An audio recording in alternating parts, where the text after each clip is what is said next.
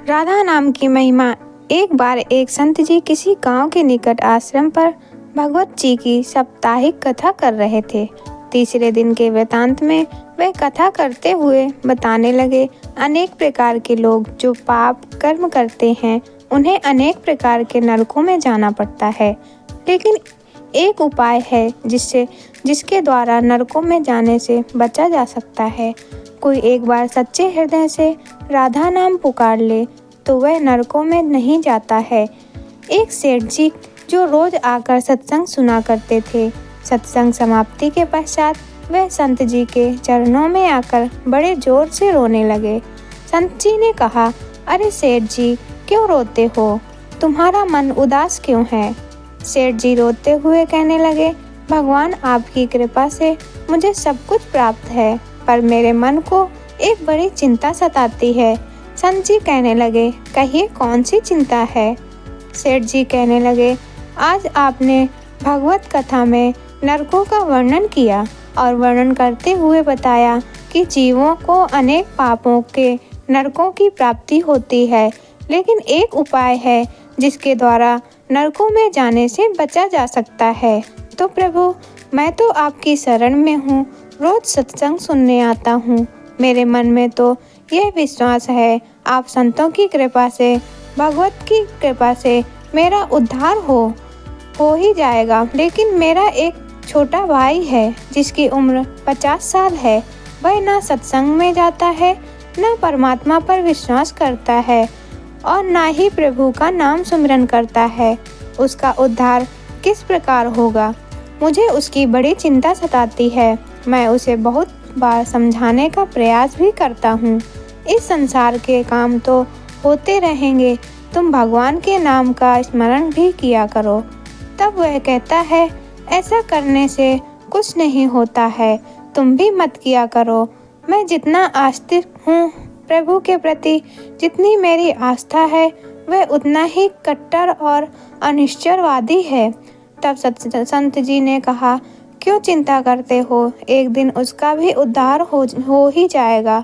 सेठ जी रोते हुए कहने लगे, हे भगवान, उसका उद्धार कब होगा? आप जैसे महापुरुषों हमारे गांव में आए हैं, मुझे तो आप पर ही यकीन है, आप ही उसका उद्धार करके जाएंगे। अब आप कैसे भी कृपा कर मेरे घर आइए और एक बार तो उसके मुख से श्री राधा नाम का उच्चारण कराइए। तब सेठ जी की नियम सुन संत जी कहने लगे, कल सत्संग समाप्ति के पश्चात मैं आपके घर आऊँगा और उसे परमात्मा का सुमिरन अवश्य कराऊंगा। दूसरा दिन हुआ, सेठ जी अपने घर गए, संत जी के आने का इंतजार करने लगे। आश्रम पर कथा की समाप्ति हुई। अब संत जी अपने वचन के अनुसार सेठ जी के घर पहुँचे। जैसे ही घर पहुँचे, सेठ जी ने बड़े श्रद्धा भाव से संतों का स्वागत किया। उन्होंने अपने भाई को बुलाकर कहा, संत जी आज हमारे घर पधारे हैं, उनका दर्शन कर लो। वह अंदर से बैठे बैठे कहने लगा, मुझे ना किसी संत से मिलना है और ना ही भगवान से मिलने की इच्छा है। तुम ही उनकी सेवा करो और तुम ही उनका पेट भरो। संत जी ने जब यह वचन सुने, सेठ जी रोते हुए कहने लगे, भगवान जी, देखा आपने, आपके सामने ही आपका अपमान कर रहा है। संत जी कहने लगे, सेठ जी ख्याल ना कीजिए, सब कुछ अच्छा होगा। अब सेठ को दिलासा देते हुए संत जी पलंग से उतरे और उसके भाई के कक्ष में आ गए और उसके कंधों पर हाथ रखकर कहने लगे, और बताओ आज तक कितना कमाया? वह संत जी को इस प्रकार अपने नज़दीक देखकर कहने लगा, अपना हाथ मेरे कंधों से हटाओ। मैं ना संतों को मानता हूँ, ना भगवान को मानता हूँ। लोग जितने आस्तिक होते हैं, मैं उतना ही कट्टर नास्तिक हूँ। मैं भगवान को नहीं मानने वाला हूँ। आप मेरे नज़दीक क्यों आए हैं? संत जी कहने लगे, मैं तो अपना काम करने आया हूँ। संतों का काम होता है लोगों का उद्धार करना। आज तुम्हारे उद्धार का कार्य मिला है तो अवश्य करके ही जाऊँगा। वह सेठ का भाई भी बड़ा कट्टर था। वह कहने लगा, आपको किसी का भी उद्धार करना है कर लीजिए, पर मेरा उद्धार आप नहीं कर सकते हैं। मैं कुछ भी नहीं करने वाला हूँ। सेठ के भाई को देखकर संत जी मुस्कुराकर कहने लगे, एक बार राधे राधे बोल दो। वह सेठ जी का भाई कहने लगा, मैं कुछ नहीं बोलूँगा।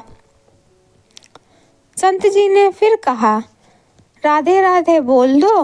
वह कहने लगा, नहीं कहूँगा। फिर संत जी ने कहा, राधे राधे बोलो। वह कहने लगा, मैंने कहा ना, मैं नहीं बोलूँगा। तब संत जी पुनः सेठ जी के पास आए और कहने लगे, अब आपने मेरे ऊपर यह जिम्मा सौंपा है। अब मैं जैसा करूँगा आप बीच में नहीं आना। आप सारे परिवार वाले बाहर जाकर बैठ जाओ। जब मैं आपको बुलाऊं, नहीं तब भी परिवार वाला इस कक्ष में ना आए। अब इस प्रकार सेठ जी अपने परिवार सहित बाहर आकर बैठ गए। अब कक्ष में सिर्फ संत जी और सेठ जी का भाई था। संत जी ने पुनः प्रेम से कहा, अरे भैया, एक बार राधे राधे बोल दो।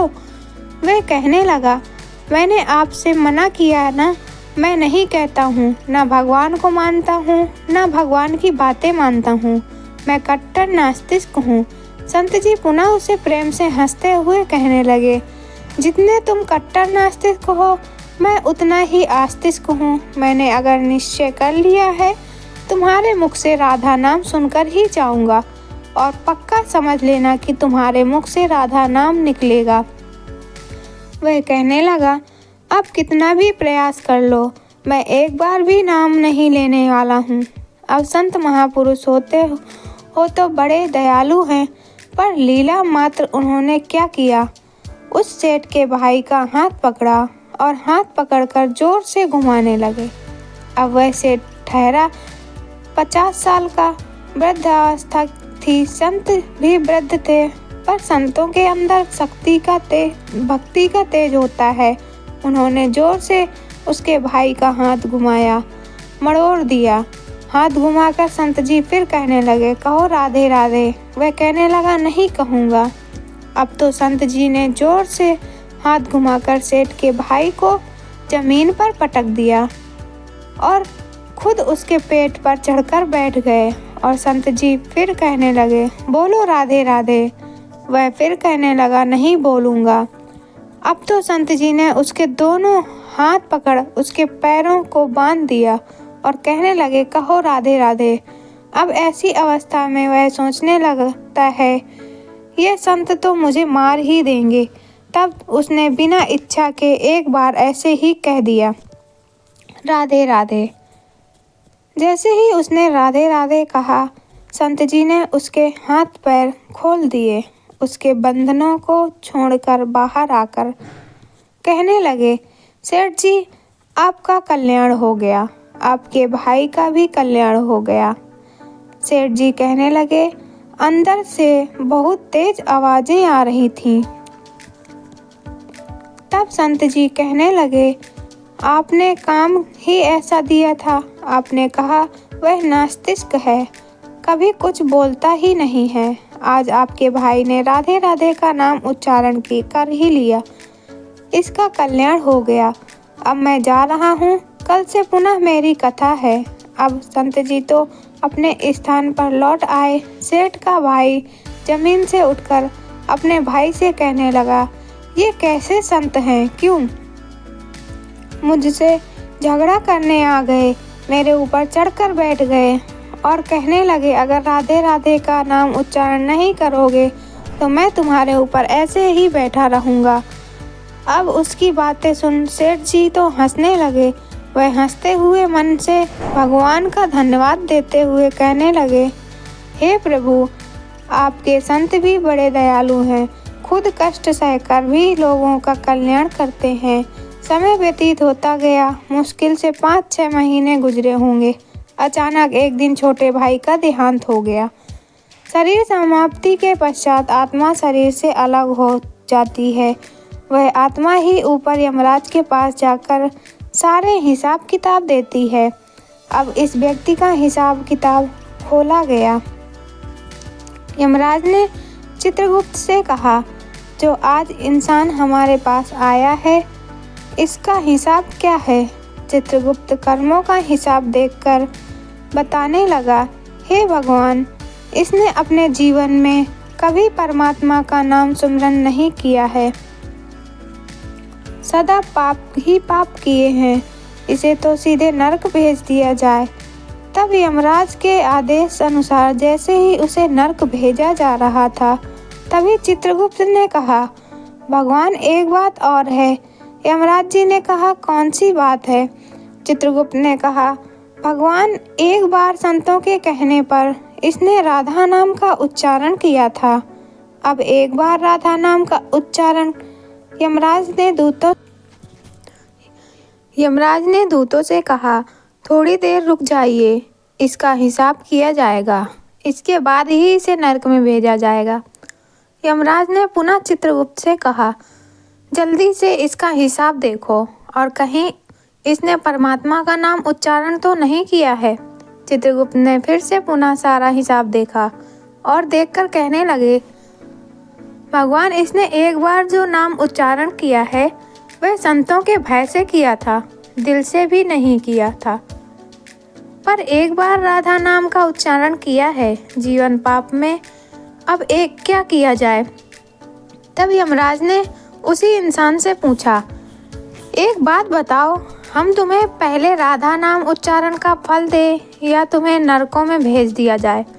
तब वह भक्त हाथ जोड़कर कहने लगा, भगवान, नरक में तो जाना ही है, इससे अच्छा है आप मुझे एक बार राधा नाम उच्चारण का फल दे दो, फिर मुझे जहाँ चाहो भेज देना। अभी यमराज जी अपनी पुस्तक खोलकर देखने लगे कि एक बार राधा नाम उच्चारण का फल क्या है। उन्होंने सारी पुस्तकें खोल दी, पर उन्हें कहीं फल दिखाई नहीं दिया। तब वह विचार करने लगे, एक बार राधा नाम उच्चारण का फल तो मुझे पता ही नहीं है। तब वह अपनी शंका के निवारण करने के लिए उस भक्त को अपने साथ लेकर स्वर्गलोक में आ गए। स्वर्ग में आकर यमराज ने इंद्रदेव से कहा, हे इंद्रदेव, मुझे बताइए, एक बार राधा नाम उच्चारण करने का क्या फल है? तब इंद्रदेव ने बहुत प्रयास किया, पर उन्हें भी इसका फल पता नहीं चला। तब वह सब देवता मिलकर ब्रह्मदेव के पास आए। ब्रह्मदेव ने जब उन सबको देखा, तब ब्रह्मदेव ने उनसे पूछने लगे, यह आपके साथ इंसान कौन है? तब इंद्रदेव कहने लगे, भगवान, इसने एक बार राधा नाम का उच्चारण किया है, बाकी सारा जीवन इसने पाप किया है।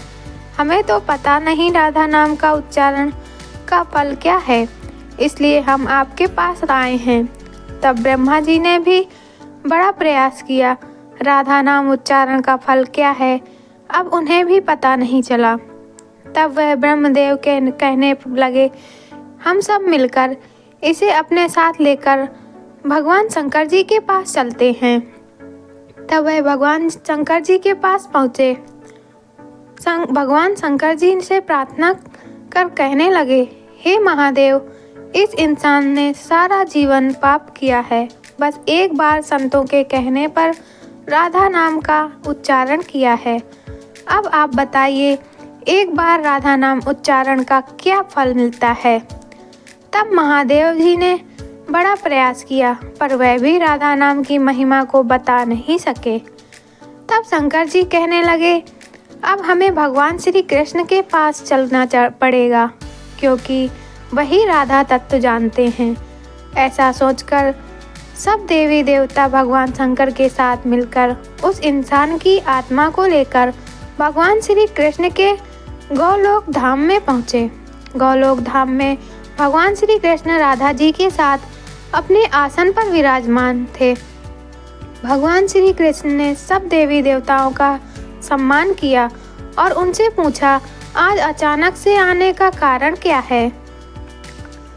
तब भगवान शंकर हाथ जोड़कर कहने लगे, हे भगवान, यह इंसान इस धरती से लाया गया है। इसने अपने जीवन में अनेक पाप किए हैं, पर एक बार राधा नाम का उच्चारण किया था, यमराज जी पता ना कर सके कि एक बार राधा नाम उच्चारण का फल क्या है। तब वह इसकी जानकारी लेने के लिए इसके साथ इंद्र जी के पास स्वर्ग में आए थे। फिर स्वर्ग से होते हुए ब्रह्मलोक आए, फिर ब्रह्मलोक से होते हुए ये मेरे पास पहुँचे हैं। अब मैं इन सबको अपने साथ आपके पास लेकर आया हूँ। अब आप बताइए, एक बार राधा नाम उच्चारण का फल हो सकता है क्या? जब इस प्रकार बातें चल रही थी तब श्री कृष्ण के पास बैठी राधा रानी बड़े जोर से हंसने लगी। तब श्री कृष्ण ने कहा, हे राधिका, क्यों हंसती हो आप? तब राधिका कहने लगी, हे भगवान, ये अभी तक राधा नाम का महत्व समझ नहीं पाए। तब भगवान शंकर जी कहने लगे, हे महारानी, राधिका के नाम का क्या असर है, आप हमें बताइए ना। तब राधिका जी कहने लगी, हे महादेव, आप खुद सोचिए, इस व्यक्ति ने एक बार राधा का नाम जपा, वह एक बार राधिका के नाम जपने से स्वर्गलोक की सैर करके आया, ब्रह्मदेव का ब्रह्मलोक में दर्शन करके आया, आपके महादेव लोक में आपका इसने दर्शन किया है। आज एक बार उच्चारण के प्रभाव से यह आप सबको साथ लेकर हमारे गौलोक धाम में आया है, मेरे दर्शन और श्री कृष्ण का पूजन कर रहा है। इससे अधिक राधा नाम का और फल क्या हो सकता है? जब राधिका जी ने इस प्रकार एक बार राधा नाम का पूरा महत्व बताया तो यमराज कहने लगे, यह तो बड़ा अनंत फल है। जो व्यक्ति नरकों में जाने वाला था वह एक बार उच्चारण से सब लोगों की यात्रा कर भगवान श्री कृष्ण और राधा रानी के चरणों में उपस्थित हो गया है। इससे अधिक फल और क्या हो सकता है? तभी फिर से यमराज कहने लगे, भगवान, क्या अब इसे नरकों में जाने की आवश्यकता नहीं है? तब श्री कृष्ण कहने लगे, हे धर्मराज, जिसने एक बार राधा रानी के चरणों का दर्शन कर लिया हो वह तो कभी नरक में जा ही नहीं सकता है। तब वह भक्त जो वहाँ पर राधा रानी के दर्शन कर रहा था वह कहने लगा, हे महारानी, मैंने तो संतों के भय में आकर आपका नाम उच्चारण किया था, पर जो सच्चे हृदय से आपके नाम का उच्चारण करते हैं उन्हें तो जीवन में कोई भय होगा ही नहीं। वह तो नरकों की यात्रा में कभी निकलेंगे ही नहीं, वह तो सीधा आपके चरणों में ही समा जाएंगे। तो इतना महत्व है एक बार राधा नाम के उच्चारण का। तो सच्चे हृदय से जो एक बार इस प्रकार कह दे, राधे राधे श्याम मिला दे, तो राधा नाम का उच्चारण करते ही परमात्मा का साक्षात दर्शन हो जाता है। तो आज की वीडियो दोस्तों कैसी लगी? अगर वीडियो अच्छी लगी हो तो वीडियो को लाइक और हमारे चैनल को सब्सक्राइब जरूर करें। धन्यवाद। राधे राधे।